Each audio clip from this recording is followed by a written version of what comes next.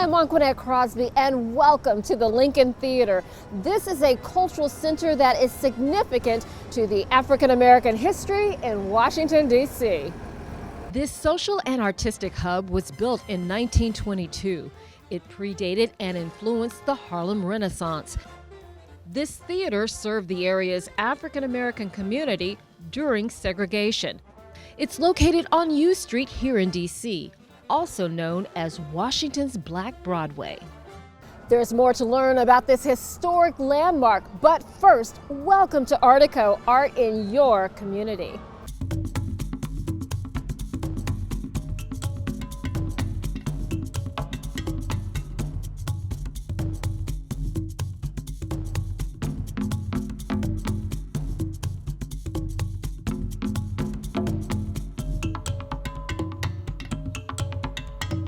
In its heyday, the Lincoln Theater included a movie house and a ballroom. It played host to many big-name African-American artists like Washington natives Duke Ellington and Pearl Bailey. Also stars like Ella Fitzgerald, Billie Holiday, Nat King Cole, Sarah Vaughan, and Louis Armstrong often performed here. Right, so tell us a little bit about the great history of this theater. Well, this theater started off as a silent film house, but it turned into a ballroom. There was a lot of jazz and big bands, and we've hosted concerts and comedy shows, podcasts. I mean, pretty much anything that you can think of has been hosted in this theater. Okay, drop some names. Now we had President Roosevelt, and then you said Dave Chappelle has been here too? Yes, so President Franklin Roosevelt used to actually have birthday parties, multiple birthday parties in this venue when there was a ballroom. Dave Chappelle actually filmed his first full-length feature for HBO here in the late 90s, early 2000s, and Trevor Noah has filmed specials here. Nas did a video of Illmatic and followed by a concert. It was a dual show about 4 or 5 years ago. It was amazing.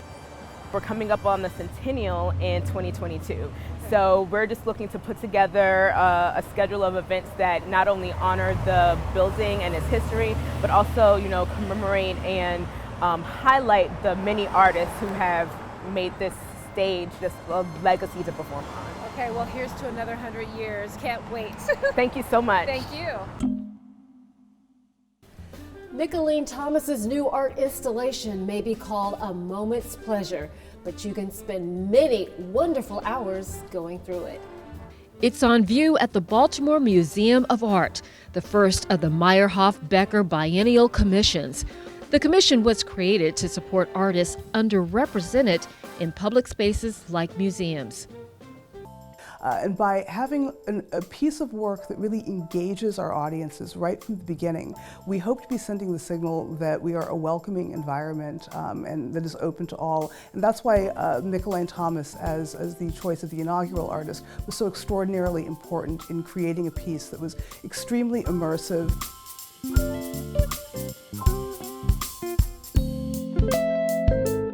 I think, well, Mickalene Thomas is one of the great artists living and working in this country today, period. So she does a lot of commercial photography in addition to her work as an artist. So she's very sort of dexterous in that world, cover of Time, cover of W magazine, etc. So there's that aspect to her work.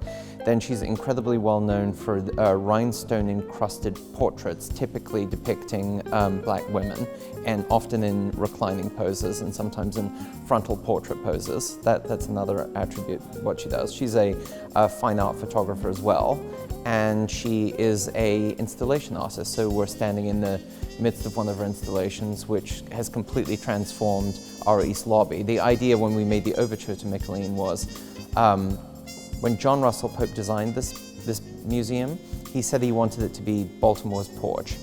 And so we wanted to restore some of that character to the museum to make it really clear that this is a gathering space for all, irrespective of race, irrespective of economics, irrespective of familiarity with the art world, and to recreate this space as a warm welcome to all. And so what Mickalene has created is Baltimore's living room.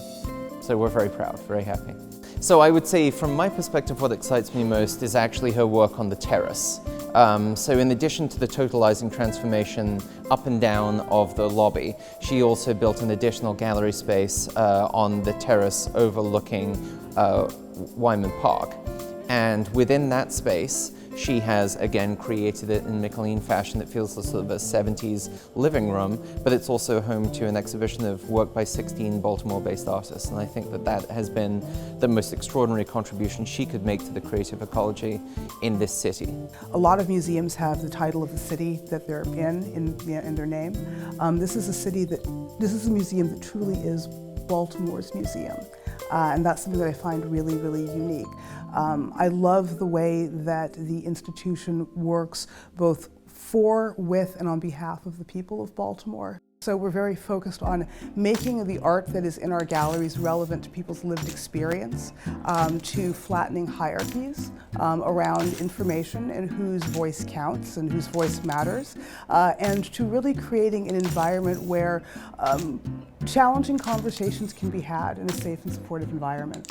But it was enormously important to McLean that programming really activated the space of the installation. And so one of the first things that we did was look at some of our existing programming and see how it might work and be adapted to working in this very different kind of space. And so we have a program called Open Hours. So we essentially opened the museum space to folks in our community. So to find out more about the Open Hours program as well as other programs related to the McLean Thomas installation, please visit us on our website at artbma.org/events.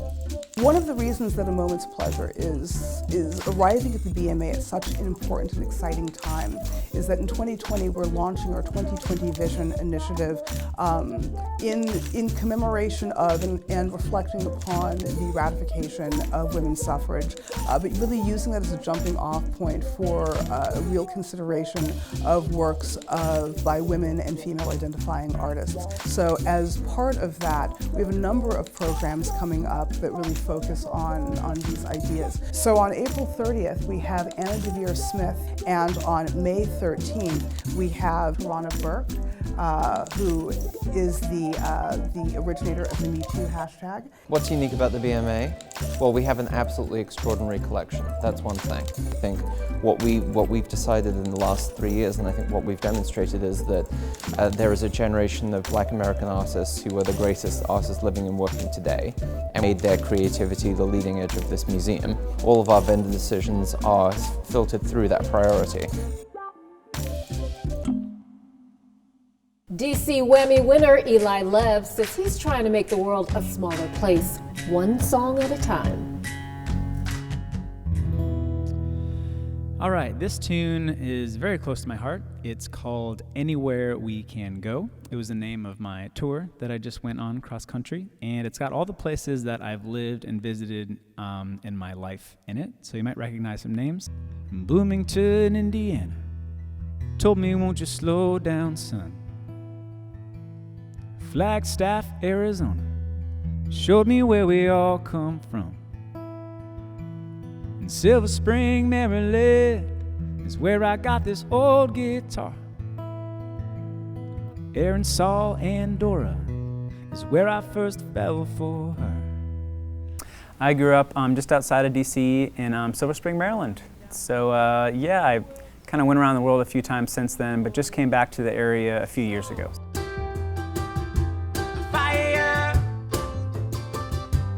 Control from the center of the earth to the stars, I'm singing now. So I've been writing silly songs my entire life. I've shared with my friends sometimes. Maybe I'd play like some cover shows. I was in a high school band as well, but nothing ever serious until about maybe 3 or 4 years ago, when I played my first show in a cafe called Tryst in Adams Morgan, right here in DC. So it was way in the back, in the shadows. Maybe 5 people came. But my friends asked me, when's your next show? And it all started from there. I write music because it needs to come out. It's from my heart and from my soul. I don't write it for accolades or anything, but when that comes, it's amazing. It means that people are listening. It means they enjoy it. And I was up against some pretty incredible artists. It's just amazing that the album as a whole was picked for Best Country Americana Album. And now that you're with me, we're chasing daylight and we're so believe I can't believe the world's still turning, 'cause we're hopelessly aligned. You and me in the sunrise.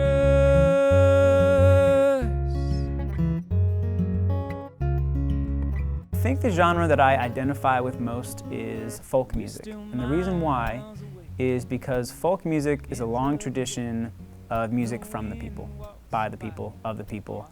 And kind of that like getting together in a living room or a front porch and sharing songs.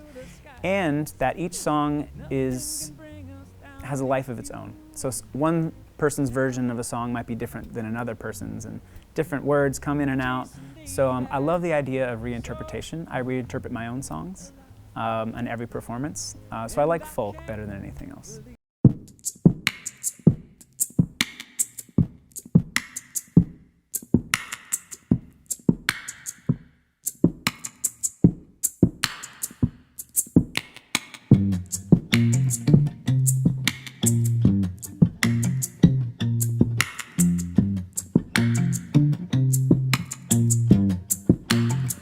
So the Navajo culture has been a huge inspiration to my music. When I was a teacher there for 3 years, the 4 directions was a really big idea in their cosmology and how the earth works and our place in the world. So I wanted to bring that into my music. So my first album was All Roads East. My second album was Way Out West. Deep South just came out at the end of last year, and my next album and final album in the 4 Direction series is True North. So really excited about that, and each direction has its own kind of characteristic, just like each of my albums have their own kind of flavor to them. I love performing with other musicians. The official name of my group right now is called the Eli Lives, and it truly is a collective of musicians. But these days, I usually play solo, duo, or trio, but I do have about 4 or 5 full band shows in DC. My next performance is going to be at the Lincoln Theater. I will be performing at the Whammy's Award Show this year. I was asked by them to do a 6-minute set, so I'm going to play one of my Whammy winning songs off Way Out West. Now that I've started music, and now that I've just kind of allowed it to take me over, you could say, just trusting in the creative process and being like, this is my thing, this is what I'm gonna do for my life. I'm most excited about just following along the adventure because I'm in it for life now. Fire, control, from the center of the earth to the stars, I'm singing now. The members of Aerial Candy make hanging upside down look kind of fun, but not necessarily easy. The other leg. What we do here is we use aerial apparatuses to explore creative movements through aerial dance. We have silks, we have sling, we have a cube, we have aerial hoop, also known as the lyra, and we rig them from the ceiling, and we teach students how to come up in there and dance. You can incorporate any form of dance into aerial dance. I have students that come from ballroom dancing, that do salsa dancing, and I encourage them to incorporate anything that they have learned from those forms of dance into their aerial apparatus. So for strength and flexibility, it's something you can start off, you can have no strength, you could have no flexibility, and we will help you get there. If they have a lot of flexibility, then we try to incorporate their flexibility into their dance routine. If they have a lot of strength, we try to help them build their strength into their dance routine, and we try to help them build their flexibility and strength at the same time. So for it to be flowy and dancey, we kind of just will teach more simpler moves. I teach a lot of spins that any beginner can do that are very beautiful and very contemporary type of dance movements that can be incorporated into the apparatus. I am a retired dancer. So 5 years ago, I had a really bad car accident and I had a head injury that left me with memory problems and amnesia. So for a few years after that, I was sedentary. And about last year, I started getting involved in just regular walking and going to the gym. And Candy and I the director of Aerial Candy. We had worked together in my last show, so I reached out to her because I wanted more than just regular fitness classes. And it's almost like you're swimming because you feel weightless once you get used to being in your apparatus. So the movement is very fluid and it creates an effect that you can't necessarily get from regular dancing on the floor, if that makes any sense, and you have level changes. A drop is when you start at a certain level on your apparatus. Maybe you climb to the top of your apparatus and you're going to roll or drop yourself down to another level. So just being able to go upside down is something that a lot of students find very exhilarating, especially when they're first coming to an aerial class. It can be really exciting, something very new, a new form of fitness. I just encourage anyone who sees the classes and feels like it's something that they want to try to just try it. You don't have to have a background as a performer or a gymnast. You don't have to be an athlete. All of the staff and the community of students are really encouraging. So that was another thing that helped me so much with my confidence. And creating a physical skill set was being around people who made me feel safe and encouraged.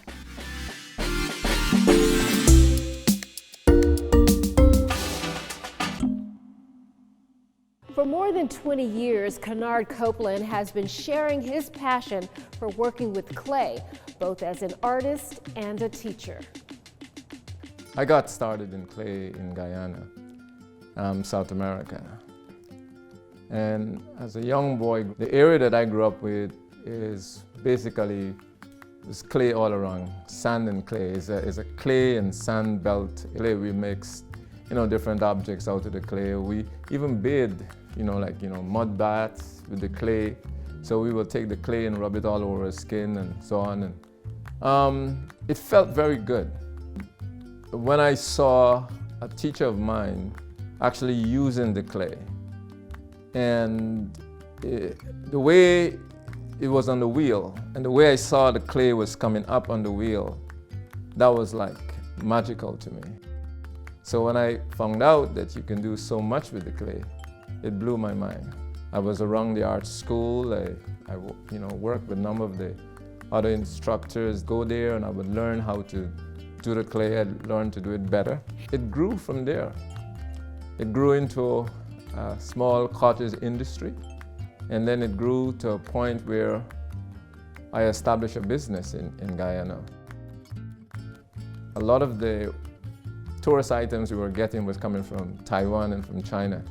So it was good to see something locally made, something Caribbean, something Guyanese, with some sort of, that was authentic, to the region. From there I was sponsored by the Caribbean Development Bank, which played a huge role in my development. And that comes now with a responsibility for me to be able to produce work that reflect all the things that I've learned.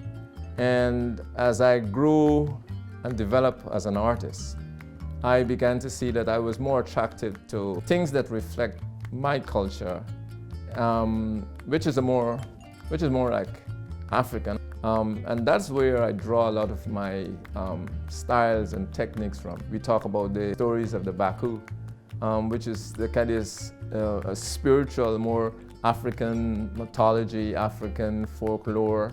So all of that is a combination of that actually helped me to create my way of my style in terms of what I do.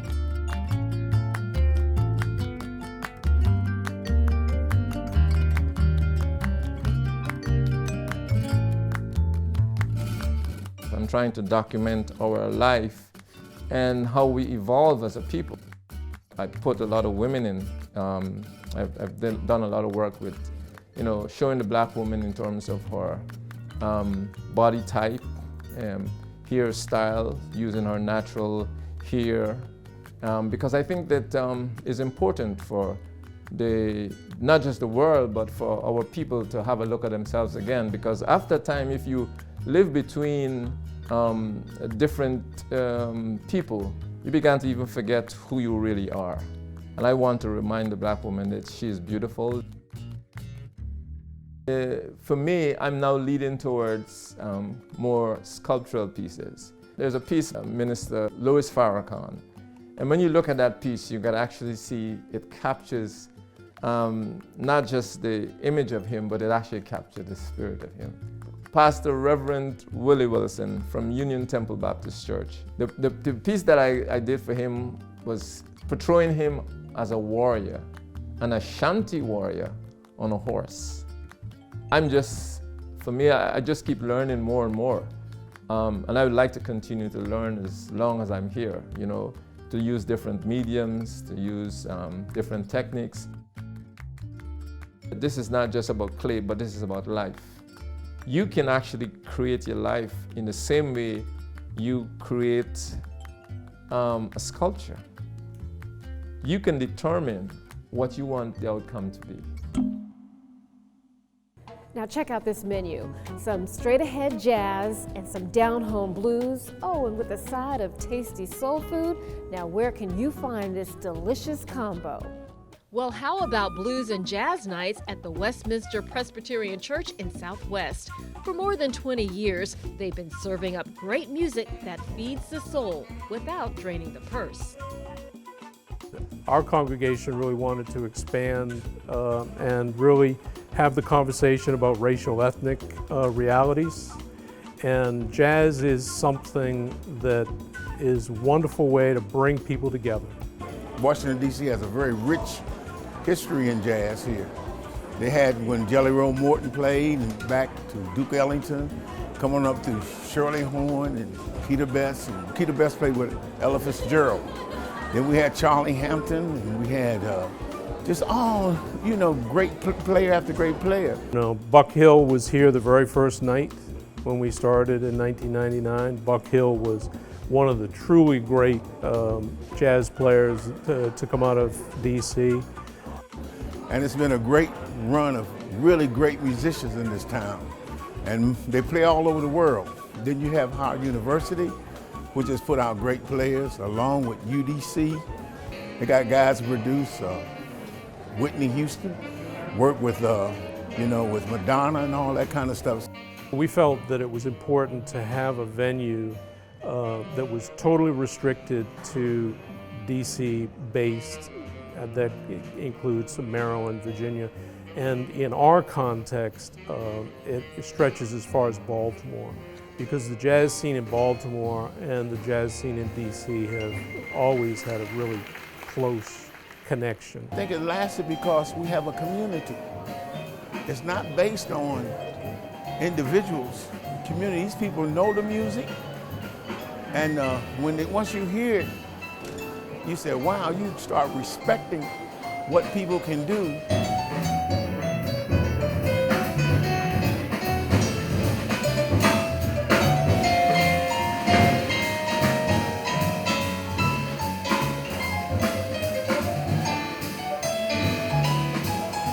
From the very beginning, have always been committed to diversity and to just welcoming people of average means. So we started asking people for a $5 admission 21 years ago, and we're still at that place today.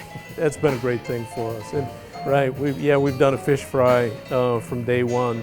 The whole first year, we did it up here in this room, and we had some service tables up here, and we just encourage people to come and eat, listen to the music. DC is a true word-of-mouth town. People talk to each other here. People know each other. And those are the relationships that really sustain this city on a neighborhood level. And that's the way it has sustained this program all these years as well. People just share it. You know, for us, we're really committed to, as we say, preserving, presenting, promoting, and documenting the history, heritage, culture of jazz. Like a perfumed woman, The wind blows through the bunkhouse like a perfumed woman, smelling of where she's been, smelling of Oregon cherries, or maybe Texas avocado, or maybe. You know, it's a unique thing. I think the chemistry of all these different things coming together. It's affordable, it's comfortable, it's incredibly lively. Our space here is really conducive to this music and this whole experience. But it's overall, it's the people. Really, it's the people. And this is a real DC thing. Wow, how time flies. Thanks so much for joining us for today's show. I'm Anquinette Crosby, and until next time, always remember to follow your arts.